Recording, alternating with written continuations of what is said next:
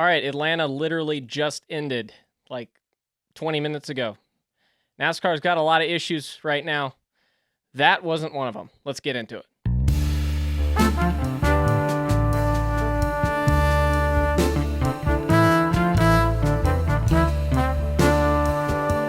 All right, I'm not really here to talk about the race as much specifically. Like I said, it was a very good race. Enjoyed it. I was actually legitimately like sweating toward the end of the race, which I don't ever have that problem at the end of a super speedway race because there's no tension to me. Usually it's like they're going to wreck, which they did end up wrecking, but it wasn't like a foregone conclusion. We've seen Atlanta finishes over the past few years where they don't wreck and they don't do that. So I wasn't really like, it wasn't a foregone conclusion to me that it was going to happen. And I genuinely thoroughly enjoyed that. Now, what it did do was highlight how awful Daytona was last week, because we had guys able to drive through the field. We had guys able to place their cars in a way that actually made a legitimate difference. If you got too far out in front of the field, that, the thing we haven't talked about at most super speedway races for, 5 years now, maybe, you could actually get pushed too far out in front and get swallowed up by the line. You could get shuffled out of line, which is a thing that was super common back in the day and less common now because everyone's still just stuck 2x2x2. Like I said, Atlanta right now is everything that we liked about super speedway racing in the past. And let me be clear too. This is coming from an old Atlanta stan, like complete old Atlanta stan. It took me years to be able to accept that Atlanta had changed at all. And for it to come to the point where I'm defending it, not even just defending it, but saying that it's significantly better than the other two and shows why the other two are so abhorrent right now it's kind of almost a miracle, if I'm being completely honest with you. I do want to stress that the issue with Daytona and Talladega right now is not the fact that they save fuel. They've saved fuel at Daytona and Talladega every year, like ever, I think, other than maybe before, ever since we've had restrictor plates or tapered spacers or whatever on these cars. We've always saved fuel because the goal is to spend as little time on the pit lane as possible. Now, this was not always an issue. The Daytona 500 specifically, it was never as big of an issue because no matter what, you needed tires because Daytona chewed up tires. And that's the other big issue with super speedway racing right now is they're stuck. Now, Talladega, there's not as much you can do about that. They're going to be relatively stuck to begin with. But we at least at the end of the Gen 6 era at Daytona saw guys taking 2 tires. And if they were a little further in the pack, took 4 tires, and it could make a difference. But currently, there is zero tire wear. And that, again, let me be clear, that's not a Goodyear issue. I mean, yes, they could bring a softer tire, sure. But the reason that we suddenly don't have tire fall off is not because Goodyear forgot how to make racing tires. The reason is, of course, that NASCAR decided to make a car that is supposed to work everywhere. And where does it work? One type of racetrack. It works at one type of racetrack. And that's also the issue here. It's not an issue here. It works here. But again, it kind of falls within that range of tracks that it works at. It works at 1.5 miles. And even though this is set up to be a super speedway style pack race, it's still 1.5 miles. And that's why this works. Because as soon as part of that reason is because you get these big runs because you're off the throttle some in the corner, if you're on the bottom at least. And the accordion effect is it's a lot bigger. Like, it's not technically bigger, like it's technically smaller, but it's the same reason that a small track looks faster than a big track. It's just because everything's more compact and it just appears bigger. Part of the issue that NASCAR has right now is they've dug themselves a hole with this car that it needs to be the same car at every racetrack. And ultimately, fundamentally, I understand that need for the race teams, just for the race teams, really. But ultimately, when it only works at one type of track, and yes, we've you know, we've messed around with it enough, and it kind of works some of the time at the short tracks now because we've made the tires literally. I'm starting to think that they're literally made out of gum, which is fine as long as it works. But even then, it's still putting lipstick on a pig, kind of, or like a Band-Aid over a bullet hole wound, like a bullet wound. It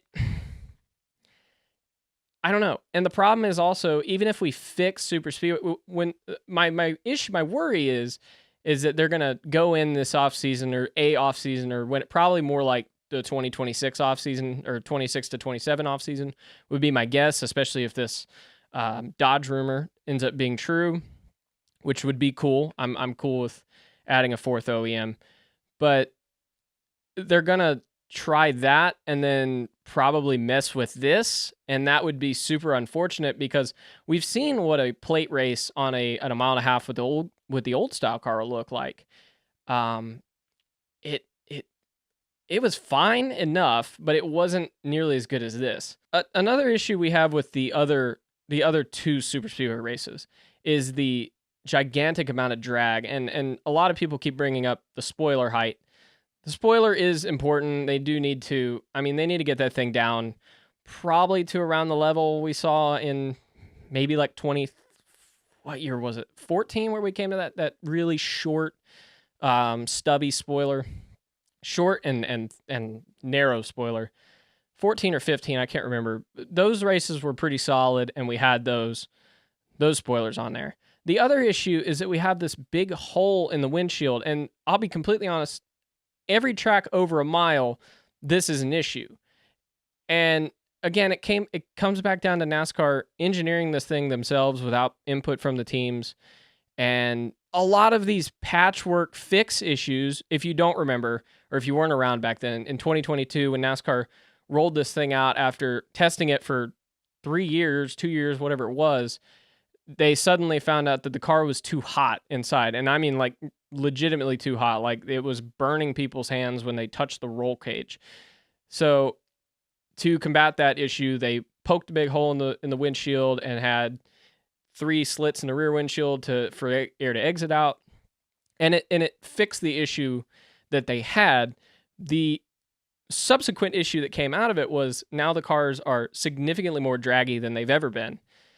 And ultimately, part of my issue is I think NASCAR likes that because it goes back to the same old bullshit we've been hearing since 2019, where it looks closer, so it's better. And unfortunately, that's not the case. As we saw today, some of the best racing that occurred today, there was some good racing when they were close, but some of the best racing that occurred today was on long green flag runs where the field got a little spread out.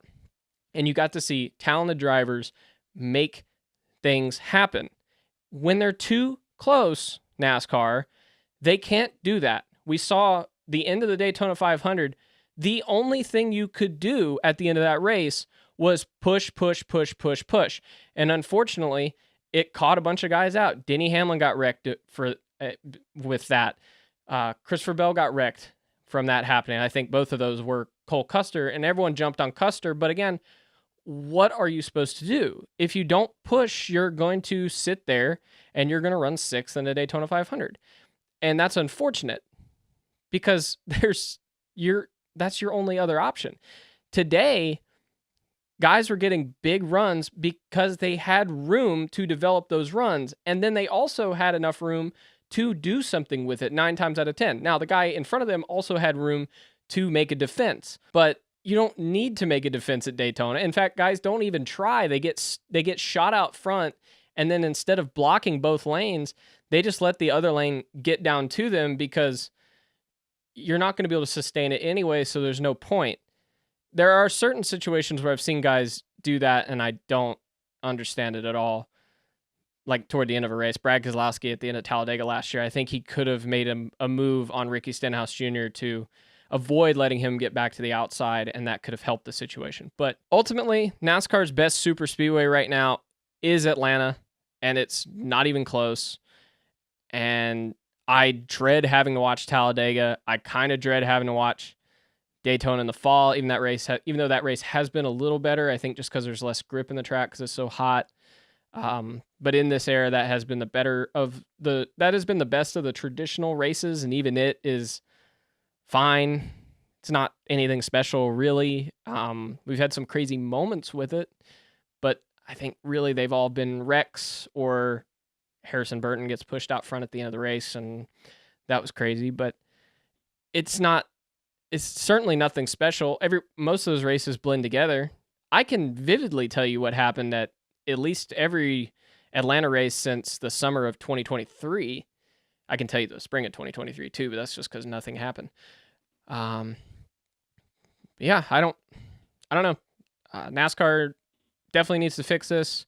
They need to fix a lot of things, but this just showed me today. I mean, that's the main thing I thought about during the entire race was wow, Daytona really looks like shit while I'm watching this. So anyway, I'd love to enjoy the Daytona 500 again, outside of the fact that it's the Daytona 500 and it's the biggest race of the year.